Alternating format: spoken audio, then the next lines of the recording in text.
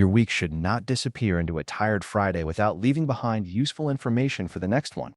Sam reaches Friday feeling busy, tired, and slightly unsure what actually happened during the week. He knows he answered messages, handled tasks, moved through appointments, solved small problems, worked on a few priorities, and carried more mental tabs than one brain should reasonably be asked to keep open.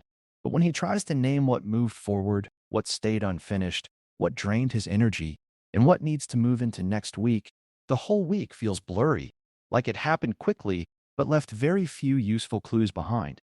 The problem is not that Sam did nothing because he was busy. The problem is that busyness does not automatically turn into learning. If he ends the week without reviewing what was planned, what was completed, what was delayed, what drained energy, and what needs to move forward, then the next week begins with the same fog. The same tasks return. The same delays repeat. The same energy drains hide in the schedule. And Sam starts again without the information that could have made the next week easier. This is the lesson. A week should not disappear without leaving useful information behind. A weekly review is not there to judge the week, shame the unfinished tasks, or create a long report that nobody wants to read. It is there to help Sam see what actually happened so he can make a smarter plan for the next week. 10 minutes can be enough when the review is simple, honest, and focused on what needs to be learned. Sam can review his week in 5 simple steps. First, review what was planned, because he needs to see what the week was supposed to hold before judging what happened. Second, review what was completed, because progress is easy to forget when the week feels heavy. Third, review what was delayed, because unfinished tasks need a clear next place instead of floating around as vague pressure. Fourth, review what drained energy, because tasks, interruptions, appointments, people, decisions, or poor timing may explain why the week felt harder than expected. Fifth, review what needs to move into next week, because carryover tasks should be chosen intentionally, not dragged forward like a tired suitcase with one broken wheel. Here is the simplest 10-minute version. Spend 2 minutes looking at what you planned. Spend 2 minutes marking what you completed. Spend 2 minutes listing what was delayed.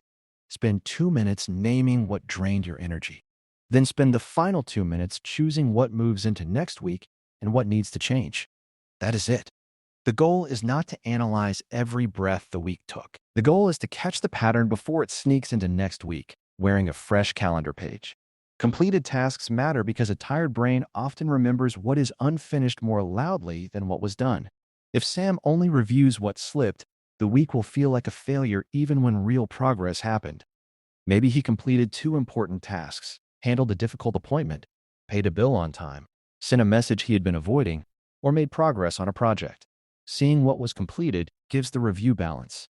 It reminds him that the week was not empty. It was just uneven, and uneven can be learned from. Energy drains matter because the week is not only measured by tasks, it is also measured by what the tasks cost.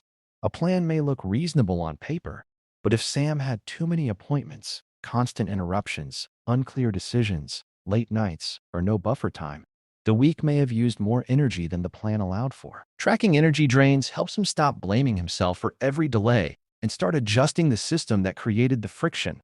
The Plan, Track, Grow method turns the weekly review into a growth rhythm.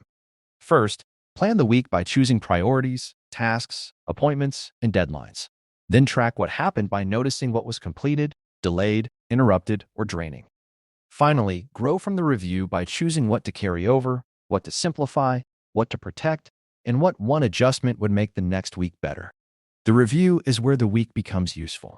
The weekly review sheet is designed to help Sam review the week quickly without making the process complicated. It gives him one place to write what was planned, what was completed, what was delayed, what drained energy, what needs to move into next week, and what lesson should shape the next plan.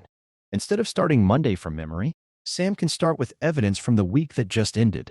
Once Sam reviews the week, the next plan becomes clearer. He sees what moved forward, what stayed unfinished, what drained his energy, and what needs to be carried into next week with a better place and a better time. He does not need to rebuild his whole life. He only needs one useful lesson and one better adjustment. 10 minutes gives him enough clarity to stop repeating the same week by accident. So before the week disappears, give it 10 minutes to teach you something. Review what was planned, what was completed, what was delayed, what drained energy, and what needs to move into next week. 10 minutes of review can save you from repeating the same week.